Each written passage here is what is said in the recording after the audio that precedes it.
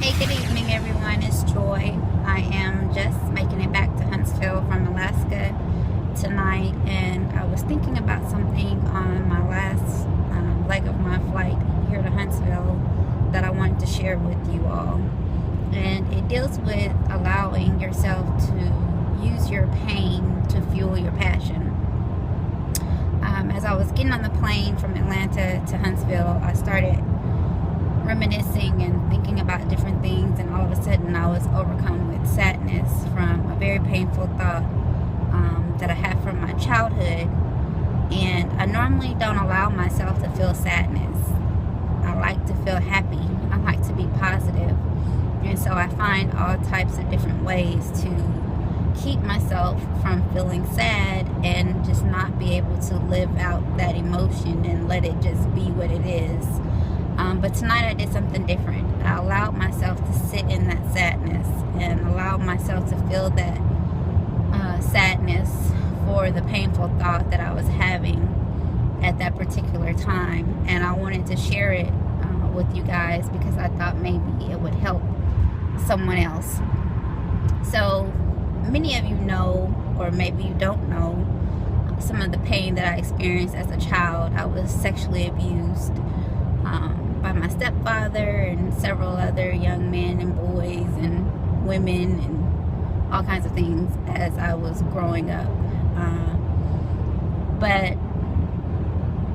one thing I was thinking about in particular is one memory that really made me sad, and instead of fighting the emotion, I allowed myself to just shed tears for that little girl. I'm trying not to cry now. I don't like crying in front of people, but I want you to know that the pain that I have and the reason why I'm so passionate about the things that I do and why I fight so hard to be the best version of myself that I can be, and why I share the things that I do on social media, is to help the little girl inside of me, for her light to not be dimmed, for it to shine bright in the world, and to help other people who also struggle with some of the same pains and things that I experienced.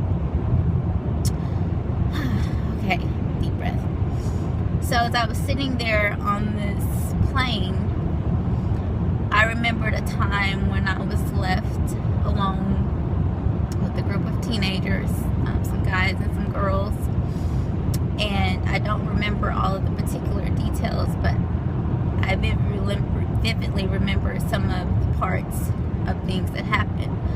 I remember being touched sexually by some of these young boys, and they were people that I considered my friends, who I wanted to like me and who I wanted to fit in with. And I was probably 5 or 6 years old, and they were teenagers, and I didn't really understand everything that was happening to me. It was all during the same time that I was going through the sexual abuse with my stepfather. And so anyway, these things would happen randomly. I would be left with these teenagers, and different sexual things would be going on. But this particular time, I was left with them, and it was daytime. And I remember when they got done doing what they were doing to me, they took my panties. These little boys took my panties. And I vividly remember the type of panties that I had on. It was all white with Wonder Woman on the front. They were some of my favorites. And when they took my panties, I remember running after them and trying to get my panties from them, and feeling scared and feeling naked and feeling exposed. And I remember them running outside to a parked van that was out in the driveway, and they threw my panties up on the antenna of the van. And I remember the humiliation and the shame that I felt in that moment as I was standing there crying and wanting my panties back and feeling like I was going to be in trouble. The adults were going to be mad at me if they came, and I was going to be exposed for the things that were happening to me. So I just wanted to paint that picture for you guys. I don't think that I've ever shared in that kind of detail anything that I've experienced, and I'm not telling you that to make you feel sorry for me or anything like that. I just want you to know that how I felt my light was dimmed as a child, and how that has driven me to be the person that I am today. I've experienced so much hurt and so much pain, and every day of my life now I'm dedicated to making it all worthwhile, to use my pain to fuel my passion, to help others live the best life that they possibly can live.